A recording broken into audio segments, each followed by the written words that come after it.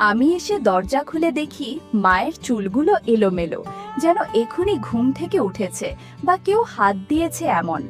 মা বলছেন, তুমি কেন এসব পাঠাও? এসব দেখে তো আমার অস্বস্তি হয়। তোমার দাদাবাবু কিছুই করতে পারে না, অফিস থেকে এসেই ক্লান্ত হয়ে যায়, তাই তোমার কাছেই চলে আসি উপায় না পেয়ে। মা কোনো মতে ছায়াটা তুলে মুখে চাদরটা কামড় দিয়ে পড়তে শুরু করলো। আমি তাড়াতাড়ি করে তখন সেখান থেকে চলে এলাম। আমি অজিত, আমার বয়স 18 বছর, থাকি ঢাকা মিরপুরে ভাড়া বাসায়। আমাদের বাসাটা 4 তলা, আমরা থাকি নিচতলায়। আমাদের পরিবারে সদস্য সংখ্যা 3 জন, মা, বাবা আর আমি। আমার মায়ের নাম সীমা এবং বাবার নাম রজত। আমার বাবা মা অনেক ওয়েল এডুকেটেড ছিলেন, তাই তারা আর কোনো সন্তান নেননি। তখন সবেমাত্র করোনার উপদ্রবটা কিছুটা কমেছে, লোকজন আবার ঢাকার উদ্দেশ্যে রওনা দিয়েছে কাজের খোঁজে। আমাদের দ্বিতীয় তলায় একটি ফ্ল্যাট খালি ছিল, সেখানেও একটা পরিবার উঠল। তাদের পরিবারে সদস্য সংখ্যা ছিল 3 জন, মা, মেয়ে ও মেয়ের বাবা। উনার নাম রহিম এবং আন্টির নাম আফরিন। আঙ্কেল ছিলেন আনুমানিক 6 ফুট লম্বা, সুঠাম দেহের অধিকারী। আন্টিও কম যান না, স্লিম ফিগার, শ্যামলা বর্ণের মহিলা। আর তাদের মেয়ে আমার থেকে 1 বছরের ছোট, নাম রিয়া। আঙ্কেল আন্টি দুজনেই চাকরি করেন। ওহ, বলতে ভুলেই গেলাম, আন্টিকে দেখে আমার একটু হিংসেই হলো। আমার মা উনার মতো স্লিম ছিল না, গায়ের রং এমনি ফর্সা। আর বাবার কথা তো বাদই দিলাম। আঙ্কেল আন্টির বয়স হবে প্রায় 44 ও 37, আর আমার মা বাবার বয়স ছিল 39 ও 46। অনেক তাড়াতাড়ি ওদের সাথে আমাদের ভালোই সম্পর্ক হয়ে গেল। আমার তেমন কোনো বন্ধু বান্ধব ছিল না, যার ফলে আমি প্রায় সারা দিনই বাসায় বসে কম্পিউটারে গেমস খেলতাম। আর মাঝে মাঝে রিয়া আসতো, ওকে নিয়ে মুভি দেখতাম, গান শুনতাম। একদিন আমি সোফায় বসে নাস্তা করছিলাম, আর মা দরজার সামনে বসে ঘর ঝাড়ু দিচ্ছিল। আঙ্কেল অফিসে যাওয়ার জন্য নেমে আসলেন 2 তলা থেকে। আমি লক্ষ্য করলাম রহিম আঙ্কেল কলাপস গেট খুলতে খুলতে মায়ের দিকে তাকিয়ে আছেন। মা বাইরের দিকে মুখ করে বসে কাজ করছিলেন। আমি দেখলাম আঙ্কেল গেট না লাগিয়ে মায়ের তাইকে তাকিয়ে আছেন। আমার কানে হেডফোন লাগানো ছিল। এই দৃশ্য দেখে আমার রাগে টগবগে হয়ে উঠে দাঁড়ানোর কথা ছিল, কিন্তু সেটা না হয়ে আমার কান গরম হয়ে উঠতে লাগলো। আমি আমার ফোনে বাজতে থাকা গান অফ করে দিয়ে নাস্তা করতে লাগলাম, আর শুনলাম রহিম আঙ্কেল মাকে ডাকছেন। আমি আর চোখে তাকিয়ে দেখি আঙ্কেল ইশারা করে মাকে বলছেন, বৌদি, দাদা তো সেই জিনিস বানিয়েছে। এই কথা শুনে মা বলে উঠল, এসব কি বলছেন আপনি? আঙ্কেল বলল, আরে মজা করলাম একটু, রাগ করবেন না প্লিজ। রহিম আঙ্কেল তাড়াহুড়ো করে বেরিয়ে গেলেন। মা আমার দিকে তাকানোর আগেই আমি চোখ সরিয়ে মোবাইল ঘাটাঘাটি করতে লাগলাম। মা ঘরে এসে বিড়বিড় করে কি বললেন, তারপর আবার কাজ করতে লাগলেন, আর আমি কলেজে চলে আসলাম। তার 3-4 দিন পর আবার আমি সোফায় বসে নাস্তা করছিলাম। সেদিন ছিল ছুটির দিন। বাবা তার রুমে টিভি দেখছেন, মা কাপড় চোপড় ধুচ্ছিল। কাপড় ধোয়ার সময় কাক স্নানের মতো হয়ে গিয়েছেন প্রায়। দারুণ অপূর্ব লাগছিল তাকে। পরনের কাপড় ভেজা থাকায় মা আমাকে বললেন কাপড়গুলো ছাদে গিয়ে মেলে দিতে, কিন্তু আমার ইচ্ছা করছিল না বিধায় আমি বারণ করে দিলাম। অগত্যা মা নিজেই চলল কাপড় দিতে। আমি বসে মায়ের সিঁড়ি ওঠা দেখছিলাম। মা ওপরে ওঠার সময় খেয়াল করলাম আঙ্কেলদের বাসার দরজা খোলা, আর মা ওঠার ঠিক পরেই আঙ্কেল তাড়াহুড়ো করে ওপরে উঠে গেলেন। আমার তো দেখে সন্দেহ হলো, তাই আমি আর বসে না থেকে আমিও উঠতে লাগলাম ছাদের উদ্দেশ্যে। ছাদের ঠিক নিচের সিঁড়িতে গিয়ে দরজার ফাঁক দিয়ে যা দেখলাম সেটা দেখার জন্য আমি প্রস্তুত ছিলাম না। আঙ্কেল মায়ের কাছে গিয়ে কিছু বলছেন, কিন্তু আমি ভালো করে শুনতে পেলাম না, তবে মায়ের কথা ভালোভাবেই শোনা যাচ্ছিল। মা বলল, ইস, কি যাতা বলছেন আপনি, ছাড়ুন আমায়, কেউ দেখে ফেলবে। আঙ্কেল বলল, আরে কেউ দেখবে না, তুমি আমার দেখা অপরূপ সুন্দরী নারী, তোমার মতো এত সুন্দরী আমি আগে দেখিনি। মা শুনে লজ্জা পেলেও খুশি হলেন এত তারিফ শুনে, আর বললেন, ইস, কি যে বলেন না আপনি, আমার থেকেও আপনার বউ অনেক সুন্দরী। আঙ্কেল বলল, ধুর, ও এত সুন্দর না। এসব বলে আঙ্কেল কিছু করতে যাবে এমন সময় মা একটা চড় মেরে বলল, এত বড় সাহস কি করে হয় আপনার? আজকে পুরো বাসায় জানাবো আপনার কীর্তিকাণ্ড। আঙ্কেল মায়ের কাছে অনুনয় বিনয় করে বলল, আমাকে মাফ করে দিন বৌদি, ভুল হয়েছে আমার, কাউকে জানাবেন না প্লিজ। এ বলে চলে আসতে সিঁড়ির দিকে আসতে লাগলেন, আর আমি তাড়াতাড়ি করে নিচে নেমে আসলাম। আমি মনে মনে ভাবছি, আজকে তুলকালাম কাণ্ড হবে, মা আজকে এদের বাসা ছাড়া করবে। কিন্তু মা নিচে এসে কারো সাথে এই ব্যাপারে কোনো কথাই বলল না। তার মুখখানা দেখে মনে হলো যেন কিছু হয়নি এতক্ষণ ছাদে। তারপর কেটে গেল সপ্তাহখানেক। দুপুরবেলা আমি আমার রুমের দরজা বন্ধ করে বারান্দায় এসে সিগারেট টানছি, আর তখনই বাসার কলিং বেল বেজে উঠল। আমি সিগারেট টানছি বিধায় আমি চুপচাপ বারান্দায় দাঁড়িয়ে রইলাম। মা দরজা খুলে দিতেই সেই দ্বিতীয় তলার আঙ্কেলের গলা শুনতে পেলাম। আমি ভাবছিলাম, এ আবার কেন আসলো। পরক্ষণেই দরজা লাগানোর শব্দ শুনতে পেলাম। মাকে সে দরজা লাগিয়ে দিয়েই আবার কিছু একটা করার ফন্দি আঁটলো, কিন্তু মা তাতে সায় দিল না। আমার রুমের পাশেই ছিল বাবা মায়ের রুম। বারান্দা থেকে তাদের রুমের কিছুটা অংশ দেখা যায়, তাতে মায়ের ড্রেসিং টেবিলটা দেখা যায়। আর সেখানে দেখছি আঙ্কেল আবার মাকে পিছন থেকে জড়িয়ে ধরেছে, কিন্তু মা ওনাকে আর সেদিন ছাদের মতো বাধা দিলেন না, কিন্তু কি যেন একটা বললেন, আর তখন ছেড়ে দিয়ে মা আমার ঘরের দিকে এসে দরজায় চাপ দিতেই দেখেন দরজা বন্ধ। তখন আর কিছু না বলে মা তার রুমে ঢুকলো, আর তার পিছন পিছন আঙ্কেল ঢুকলো। তখন মা রহিম আঙ্কেলকে বললেন, আরে আপনি তো দেখছি নাছর বান্দা, আচ্ছা ছাড়ুন, আপনাকে একটা জিনিস দিচ্ছি। এই বলে মা তার বাথরুমে ঢুকলো আর কিছু ছোট পোশাক নিয়ে আসলো। সেগুলো আঙ্কেলের মুখে গুজে দিয়ে বলল, এই নাও, যাও এবার, সময় হলে আমি ডাকবো তোমায়। আঙ্কেল মায়ের মুখে তুমি শুনে খুশি হলেন, বললেন, তোমার মুখে তুমি শুনে আমার খুব ভালো লাগছে। মা বলল, ইস, একটু লজ্জাও করে না বলতে তোমার, এখন যাও তো। রহিম আঙ্কেল চলে যাওয়ার পর মা আমার দরজায় এসে আমাকে ডাকাডাকি শুরু করলো। ততক্ষণে আমার সিগারেট খাওয়া শেষ। আমি এসে দরজা খুলে দেখি মায়ের চুলগুলো এলোমেলো, যেন এখুনি ঘুম থেকে উঠেছে বা কেউ হাত দিয়েছে এমন।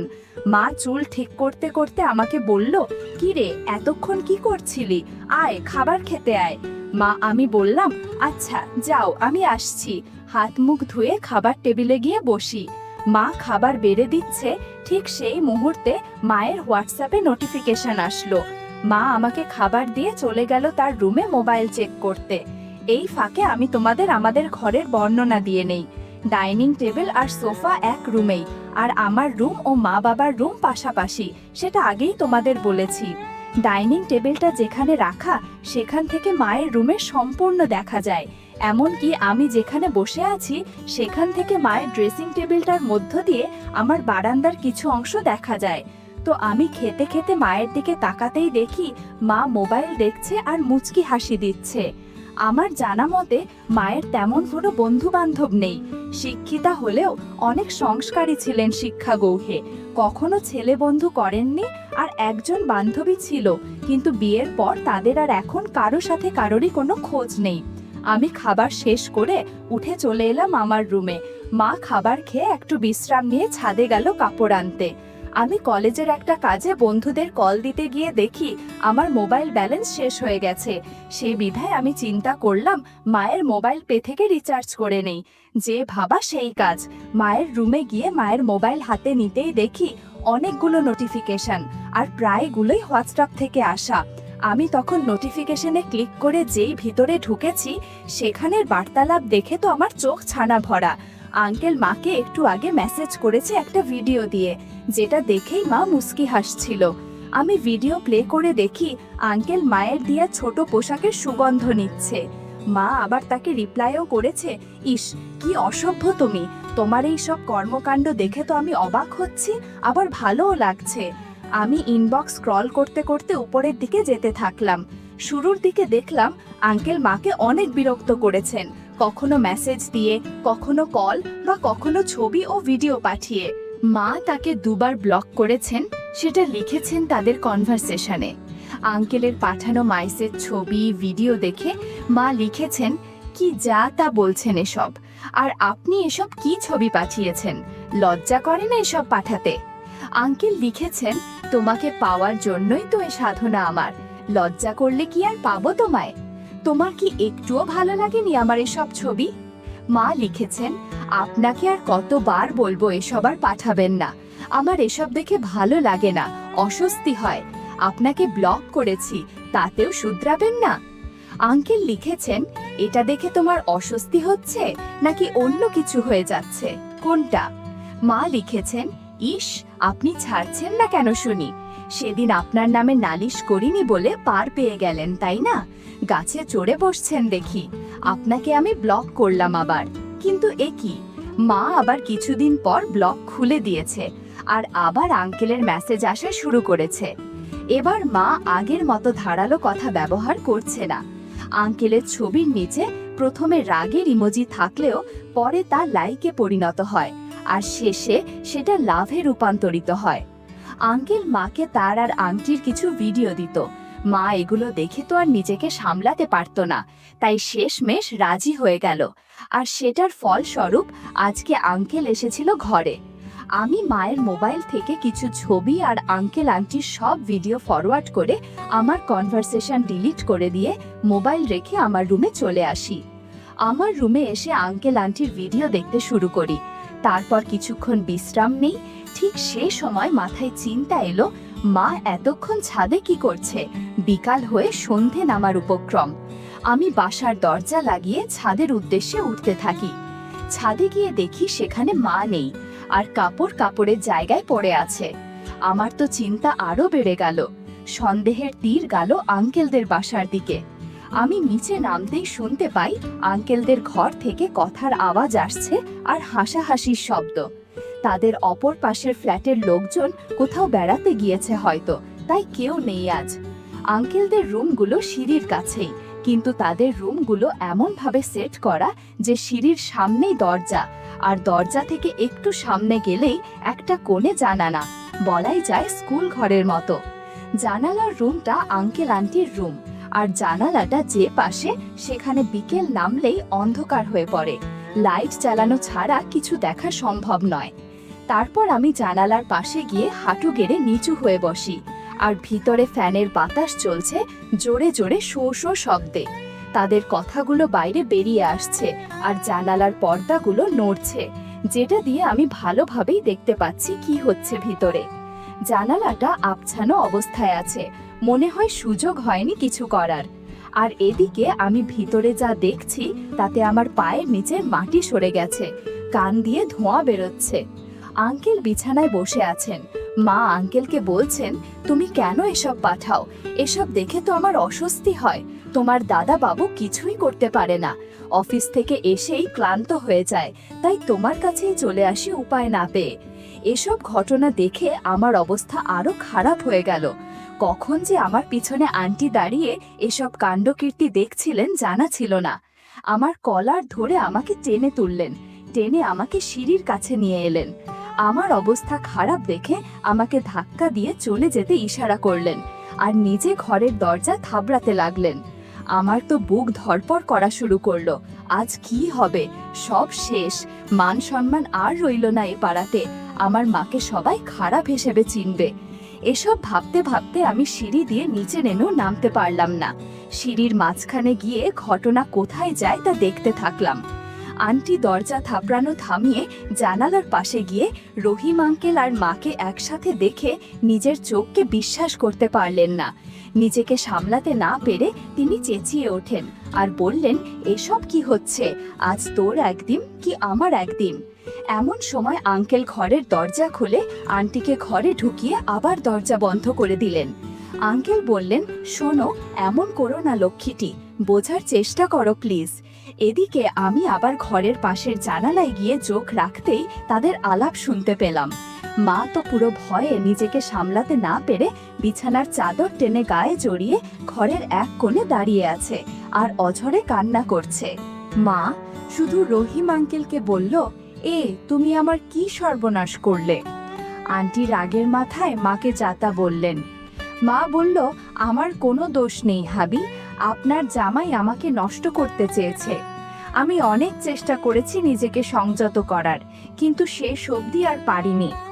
আন্টি বলল, আমার জামাইকে কোনো দোষ দিবি না, আজই তোর বরকে সব বলে তোর এই কর্মকাণ্ডের কথা জানাবো।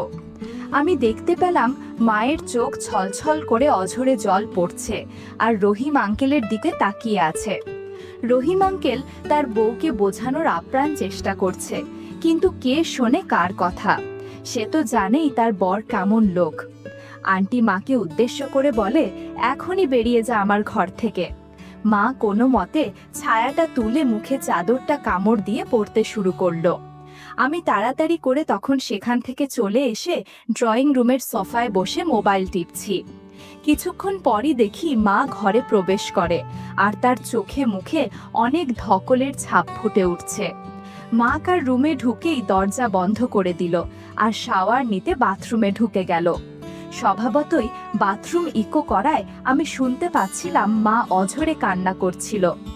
আমি রিয়াকে ওপরে উঠতে দেখে নিজে উঠে বাড়ির দরজা বন্ধ করে নিজের রুমে গিয়ে এতক্ষণ কি কি হলো সেটা চিন্তা করতে থাকলাম। সত্যিই কি আন্টি বাবাকে সব বলে দেবেন? আম্মু কি ঘর ছাড়া হবে? আন্টি কি সত্যি সত্যি এসব এলাকায় রটিয়ে বেড়াবেন? আমার মায়ের আজ এ দশা দেখে একটু হলেও খারাপ লেগেছিল, কিন্তু পরক্ষণেই মনে একটা রোমাঞ্চকর অনুভূতি খেলে গেল, আমাদের জীবন বদলে যাবে সেটা ভেবে। রহিম আঙ্কেল আর মায়ের সেই দৃশ্যগুলো এখনো চোখের সামনে ভেসে বেড়াচ্ছে। এসব চিন্তা করতে করতে কখন যে ঘুমিয়ে গেছি বুঝতে পারিনি। ঘুম থেকে উঠি মা বাবার বাকবিতণ্ডা শুনে। রাত তখন বাজে 9টা। আমি আমার রুমের বারান্দায় গিয়ে দাঁড়াই, আর তাদের ঘরের দিকে তাকাতেই দেখি রুমে শুধু মা বাবাই নয়, সাথে আন্টিও আছেন। তিনি একাই এসেছেন নালিশ করতে। বাবা জিজ্ঞাসা করল, কি হয়েছে তোমার? এসব আমি কি শুনছি? তোমার এই অবস্থা আমি জীবনেও কল্পনা করিনি। তোমার আমাকে দিয়ে হয় না? আন্টি বললেন, আপনার বউ এসব খুবই খারাপ কাজ করেছে, সে আমার হাজব্যান্ডের দিকে নজর দিল। মা অঝরে কাঁদছে আর বাবাকে বলছে, তুমি আমাকে ভুল বুঝছো, আমি এসব নিজে থেকে কিছুই করিনি, সব দোষ ওই রহিমের। বাবা আন্টিকে কিছু না বলে রাগী কণ্ঠে বললেন, তুমি নিজেকে সংযত করতে পারলে না? মা বলল, সত্যি বলো তো, তুমি কবে আমার দিকে ঠিকভাবে তাকিয়েছিলে? আমি কত দিনের একা, তুমি নিজেকে প্রশ্ন করো। তুমি কবে আমাকে সময় দিয়েছিলে, তোমার কি মনে পড়ে? বাবা মায়ের কথাগুলো শুনে আসলেই ভাবতে বসে কি হয়েছে আর কি করেছে তার সাথে। বাবা বুঝে উঠতে পারে না মাকে কি বলে তার এই কাজকে ভুল প্রমাণিত করবে। কয়েক সেকেন্ডের জন্য বাবার মুখ বন্ধ থাকতে দেখে এবার আন্টি বাবার পক্ষ হয়ে মাকে কথার বেত্রাঘাত করতে আসে। আন্টি বলল, আমার জামাইকে কেন আপনার এই মোহের জালে ফেললেন? এ বলে আন্টি বাবার সামনে এসে মাকে একটি উদাহরণ দেওয়ার চেষ্টা করেন, যেটা দেখে আমি, মা, বাবা সবাই পুরো থ মেরে যাই। আন্টি মাকে বললেন, দেখুন, এখন আমি যদি আপনার জায়গায় থেকে আপনার বরের সাথে এসব করি তখন কেমন লাগে? আন্টি কথাগুলো বলেই বাবার সাথে আত্মতিকর কাজ করতে থাকেন। ঘরের মুহূর্তটা কিছুক্ষণের জন্য পিন পয়েন্ট সাইলেন্সে পরিণত হয়। সাথে সাথে আন্টি বলে ওঠেন, কি হলো, এবার কি হয়েছে? বুঝলেন তো আমার কেমন লেগেছে? তা মা কিছু বলে না, শুধু বাবার কোনো প্রতিউত্তর না দেখে বাবার দিকে এক অপলক আশ্চর্যসূচক দৃষ্টিতে তাকিয়ে থাকে। বাবা আন্টির দিকে তাকিয়ে আছে। আন্টি দেখি বাবার তাকিয়ে একটা মুচকি হাসি দিচ্ছেন আর নিজের রুম থেকে বের হয়ে চলে যেতে থাকেন। আমি তাকাতেই দেখি আন্টি দরজা খুলে বের হয়ে গেলেন। এদিকে বাবা তাকিয়ে আছেন মায়ের দিকে, আর মা অভিমানে এক গাদা প্রশ্ন মনে নিয়ে বাবার দিকে তাকিয়ে আছে। একেই হয়তো বলে মেয়ে মানুষ, নিজে দোষ করলেও সমস্যা নেই, পার্টনারের দোষ অনেক বড় বিষয়। সে রাতে কেউ তেমন আর কথা বলেনি। এক কথায় নিস্তব্ধতার মাঝেই খেয়ে দিয়ে চলে এলাম ঘুমোতে। হয়তো আমি ছিলাম বলেই